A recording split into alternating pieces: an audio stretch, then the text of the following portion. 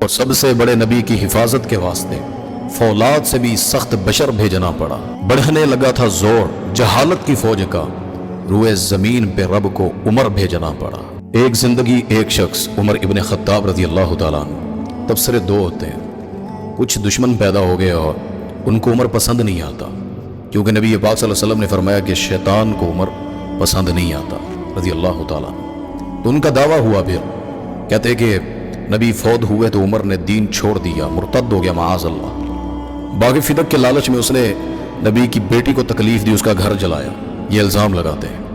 اور تیسرا کہتے ہیں کہ خلافت کے لالچ میں اس نے اہل بیت کو پیچھے کیا، اسلام کو چھوڑا، اور لالچ میں آ کر اس نے اسلام کا نقصان کیا، اور پتہ نہیں کیا کیا الزام لگاتے ہیں۔ یہ عمر کا تعارف وہ کروانا چاہتے ہیں، تمہاری زبانوں کا تعارف یہ ہے، اور اللہ کا تعارف پتہ ہے کیا عمر کا رضی اللہ تعالیٰ۔ اللہ قرآن میں کہتے ہیں وَلَا تَقُولُوا لِمَن يُقْتَلُ فِي سَبِيلِ اللَّهِ أَمْوَاتٌ بَلْ أَحْيَاءٌ وَلَكِن لَا تَشْعُرُونَ۔ اللہ نے قرآن میں کہا ان کے بارے میں مَثَلُهُمْ فِي التَّوْرَاةِ وَمَثَلُهُمْ فِي الْإِنْجِيلِ، ان کی مثالیں اللہ نے انجیل میں، تورات میں اللہ نے ان کی مثالوں کو بیان کیا، ان کے دنیا میں آنے سے پہلے ہی۔ محمد رسول اللہ والذین معہ اشداء علی الکفار رحماء بینہم، یہ قرآن پڑھ رہا ہوں ان کے بارے میں۔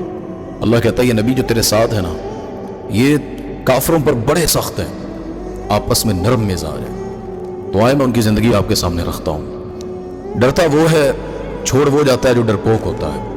عمر ڈرپوک نہیں تھے۔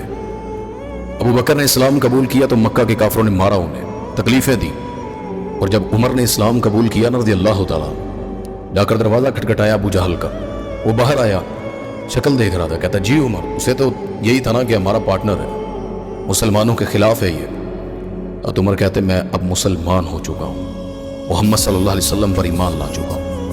ابو جہل کے پاؤں کے نیچے سے زمین نکل گئی، حیران تھا، کچھ کر بھی نہیں سکتا تھا، کیونکہ دروازے پر عمر کھڑا تھا رضی اللہ تعالیٰ۔ یہی عمر جب دار ارقم میں نبی کے پاس گئے صلی اللہ علیہ وسلم، صحابہ کے پاس، دیکھا صحابہ پتھروں کی اوٹ میں دیواروں کے پیچھے وہ نفل پڑھتے، اللہ کے سامنے نماز پڑھتے۔ پوچھا اللہ کے نبی یہ بیت اللہ اللہ کا گھر نہیں ہے کیا؟ آپ اللہ کے رسول نہیں ہیں؟ یہ قرآن اللہ کی کتاب نہیں جو اترتی ہے؟ کہ بالکل یہ اسلام سچا ہے، قرآن اللہ کی کتاب ہے، بیت اللہ اللہ کا گھر ہے، میں اللہ کا رسول ہوں صلی اللہ علیہ وسلم۔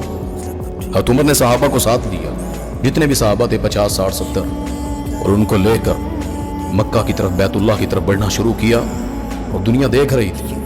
حضرت عمر نے پہلی دفعہ آزادانہ طور پر اگر صحابہ کو تقویت دے کر اللہ کے سامنے بیت اللہ میں سجدہ کروایا تو وہ عمر ابن خطاب نے کروایا رضی اللہ تعالیٰ۔ وہ شاعر نے بڑے پیارے الفاظ لکھے ان کے بارے میں، تمہیں یارو مبارک ہو عمر ابن خطاب آیا، خدا سے مصطفیٰ نے مانگا تھا دعاؤں کا جواب آیا، میرے اسلام لانے سے